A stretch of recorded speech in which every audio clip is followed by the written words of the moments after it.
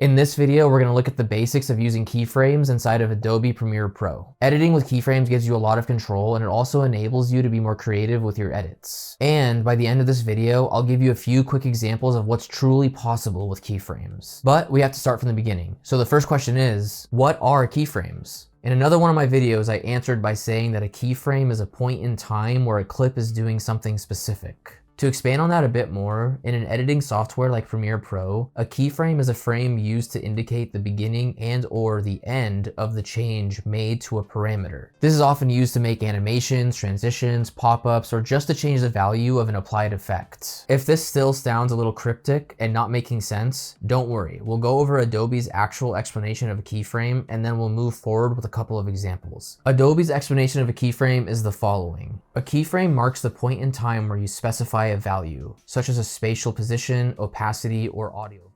To create a change in a property over time, you set at least two keyframes. One keyframe for the value at the beginning of the change, and another keyframe for the value at the end of the change. Premiere Pro then creates a gradual change in values between keyframes, called interpolation. Now let me do an example inside of Premiere Pro to show you what this means. On the timeline currently, we have a random clip with a graphic of my channel motto on top of it. If I give this a playback, you can see that the slogan zooms in, and that's done with two simple keyframes.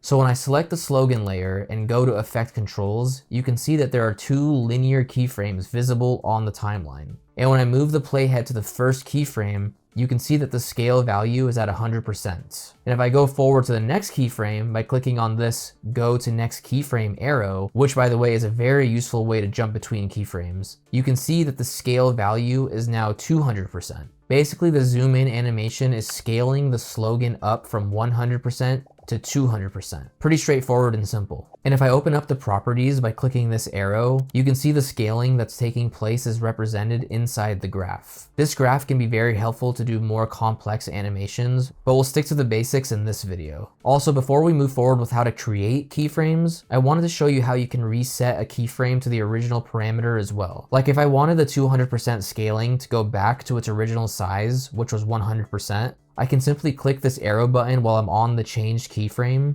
which will reset the slogan back to the original parameter. Now let me show you how to create keyframes. And to do this, I will first create a simple circle with the shape tool. We're going to animate this circle to move from the left to the right. First, make sure that you've got the clip of the circle selected on the timeline, and then head over to the Effect Controls panel. You can enable keyframes by clicking on the stopwatch icon here, next to where it says position, since that is what we'll be animating in this example. This will automatically create the first keyframe at the point where the playhead is placed currently. The little diamond-shaped icon on the timeline represents the keyframe. Now, if you drag the playhead forward in time and change the position value on the left-hand side, which will move elements from left to right and vice versa, Premiere Pro will create another keyframe. And with these two keyframes, we've created the animation. As you can see, this is a pretty basic linear animation without any form of smoothness. For a lot of cases, this is most likely more than enough, but for some specific animations in your YouTube videos or client projects, you may want some more smoothness and finesse. Well, to do this, we need to change the properties of the keyframe. And to demonstrate this, we're going to add another keyframe. By changing the position of the circle again, a third keyframe is automatically created for us. Now we have this animation with three linear keyframes. To make this animation smoother, we're going to right or double click the first keyframe and then go to Temporal Interpolation and select Ease Out. And as you can see, this essentially smoothed out the velocity curve in the beginning of the graph, giving the animation a slower start, easing out basically. We can do the same for the last keyframe, but for this one, we'll select the ease in option. And again, you can now see a smooth curve towards the end of the animation. For the middle keyframe, we could use a Bezier keyframe. This will ease the animation around that area. Let's give it a playback to see the results and also do a side-by-side comparison so you can see the difference.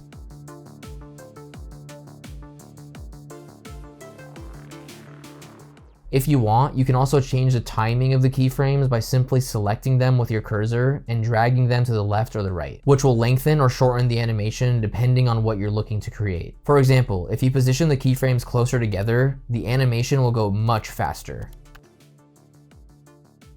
So you've learned how to create simple animations using keyframes, but there's so much more you can do with them. For the next part of the video, I'm going to shotgun through a few of the literal infinite amount of things that you can do with keyframes. Starting with this bit I did in one of my older videos. That's a simple zoom in animation with the scale parameter. If you keyframe the opacity parameter, you can fade to black, or vice versa with two simple keyframes. Speaking of fading, you can fade text off the screen using the text-specific opacity parameter.